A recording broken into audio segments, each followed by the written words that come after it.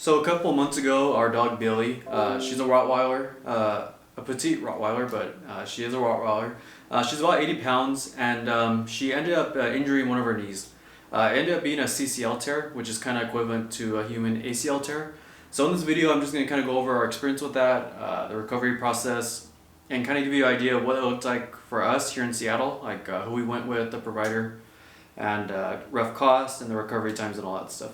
So I'll get into that. I'll start with the backstory of how this happened. In early March, we noticed Billie, our dog, coming from the yard, and she was limping after coming in from playing outside. We didn't think anything of it. It was her rear right leg, or maybe it was left. It was one of the rear legs. And we didn't think much of it, but after a couple of days it didn't get better.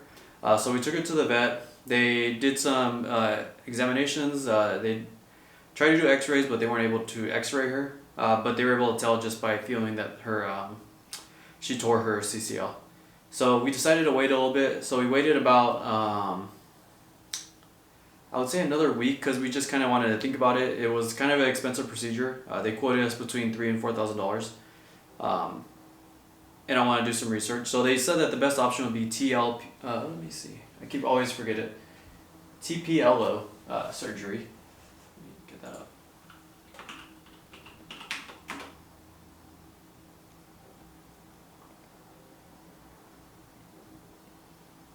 Yeah, so it was a TPLO surgery. And I'll kind of go into what that involves. Let me pull the camera over here. Got my whiteboard set up.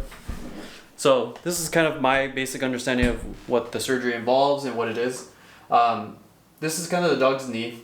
You can tell there's the upper bone, the bottom bone. I think this is the meniscus. I don't know the terms. I'm a software engineer, not a vet. And this black thing kind of represents the CCL, that ligament. So as you can kind of tell, this bone sits on the back part of this bottom bone, which is kind of angled. So this tends to want to slide down in this direction. And the thing that keeps it from doing that is this little ligament right there. So when that ligament tears, represent the little tear, this bone can go back this way, and it puts strain on all the other muscles, tendons, everything, the meniscus right here, just because it's sliding back, and it shouldn't be able to slide back that far. So what the surgery involves is they actually cut the bone kind of like this. Let's see. Kind of like this. It's like a circular cut. And then they rotate this whole piece. So after they rotate it, it kind of looks a little bit like this. This is a poor representation, but you get the idea. And after that, this upper bone sits right here, right directly above in the center of this thing. So it's no longer on this this back edge where it wants to pull backwards just under the weight of gravity. And so you actually no longer need that CCL tendon to keep the bone from going back and forth, because it's sitting kind of on a more flat surface. And it keeps, it kind of redesigns the knee in a way that doesn't actually need that tendon anymore. So that's why once you have this, it's generally a once and done type of thing for your dog, because the tendon's not being used anymore. So the risk of them tearing that is not there. Part of the surgery, they'll put a plate over it right here, put a couple of screws in here so they can heal. And the reason you kind of need to keep your dog stationary and not using their legs too much is this obviously isn't as strong as their natural bone. So while the bone settles in and actually heals and fuses to become one piece, it's only being held on by that plate, and you need to give it time to heal. And eventually they can actually remove this plate, according to what our vet said. So I don't think we'll be doing that anytime soon. I'm not sure if we'll ever do that. Other people I've talked to anecdotally, it doesn't seem like it's that common of a thing. So we probably won't do it. But if you want a kind of a simpler analogy to this, one of the best ones I've heard is someone kind of described it to like a wagon on a hill. So you have this wagon sitting on this hill, and it's tied in place by a rope. And that rope kind of represents like what the CCL ligament is. Or, yeah, I think it's a ligament. So that rope kind of represents what the ligament is, and it's holding the wagon from naturally rolling down the hill due to gravity. So what the surgery does is it kind of puts that wagon on a level piece of ground, so that ligament's not needed anymore. So if this wasn't clear enough, I hope that analogy was clear. So going back to our experience, we thought about the surgery, and we decided to do it because after all the research, it seemed she's a young dog. She's about 2 years old, and hopefully she has a long life ahead of her. So we kind of wanted to go with the best option, just because she's still fairly strong, also very active, and we wanted to give her the best chance to have like a full and healthy life. So even with the extra cost, it seemed like this was the best option. So she had that surgery kind of around mid-March on her knee. She actually walked out of the hospital. She was limping a little bit. She was drugged up. I'll put some videos of her kind of that first day. She didn't put too much weight on the foot, but she still kind of used it a little bit. She would put a tiny bit of weight on it as she was walking.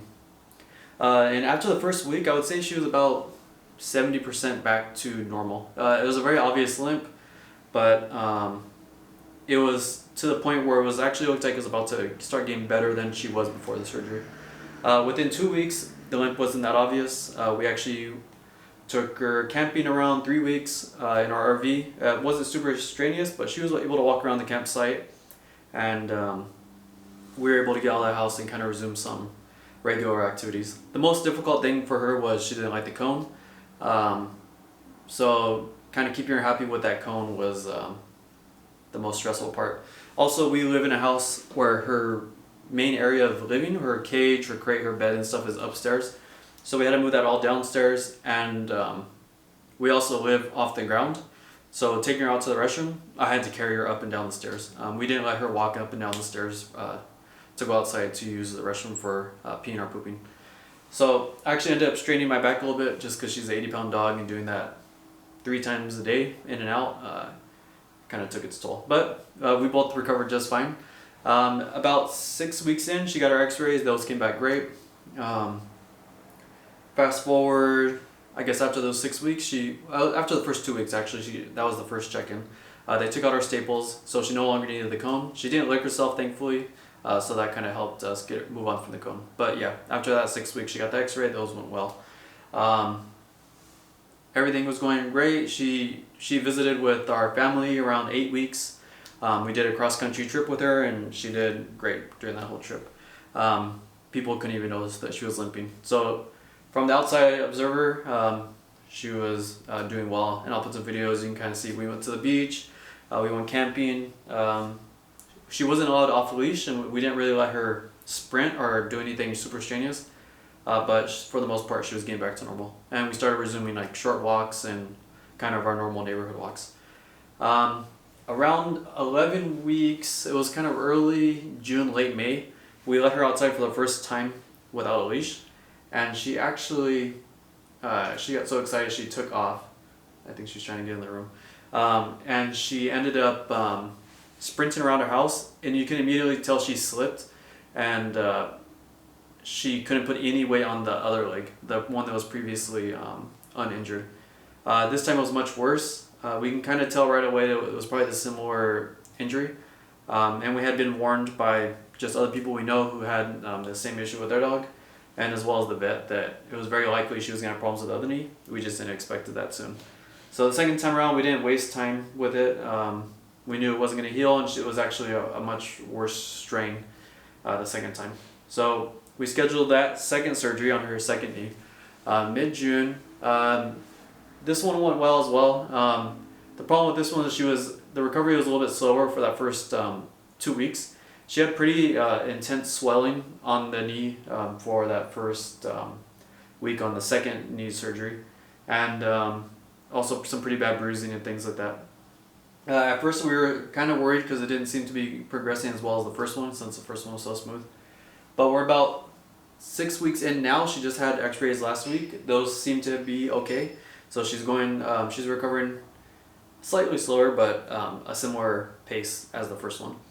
So everything is going well this one. I would probably recommend this surgery again. We had it done in Seattle. It was with Dr. Jeff Mayo. So I'll put a link to him in the description. I have no endorsements or relationships with him besides him being the vet that did the surgery. For these type of surgeries, it seems to be that there's a handful of vets that specialize in this, and your general veterinary doctor won't do it unless they specialize in orthopedic type things. So Dr. Jeff Mayo is pretty prolific in the Seattle area, and he travels around a lot to a lot of different veterinary offices doing just this this surgery. So if you have this surgery in the Seattle area, it's fairly likely that he might be the one performing it. And we were pretty happy with the experience we had with him. He visited our normal vet and performed several of these surgeries on the same day for different dogs. But yeah, Billie is now walking normally. She has a very, very minor limp that you probably wouldn't notice unless you probably were us, or when you're spending a lot of time with her and you can tell those little minor changes. But I'll say she's about 90% there. Both legs are done, so hopefully we don't have to face these type of issues anymore in the future. They can be fairly common for larger dogs, especially Rottweilers, and we saw some German Shepherds with the same issue in the area. So if you have any questions about this surgery, kind of our experience, I think overall was positive. It was kind of a pain that we lost. It's almost been 4 months now with the 2 surgeries back to back, where we couldn't really fully exercise her, especially during this time of year where we would normally be hiking and things like that. But soon we'll be out again towards the end of the summer, and then we'll have upcoming year, so hopefully she'll be good.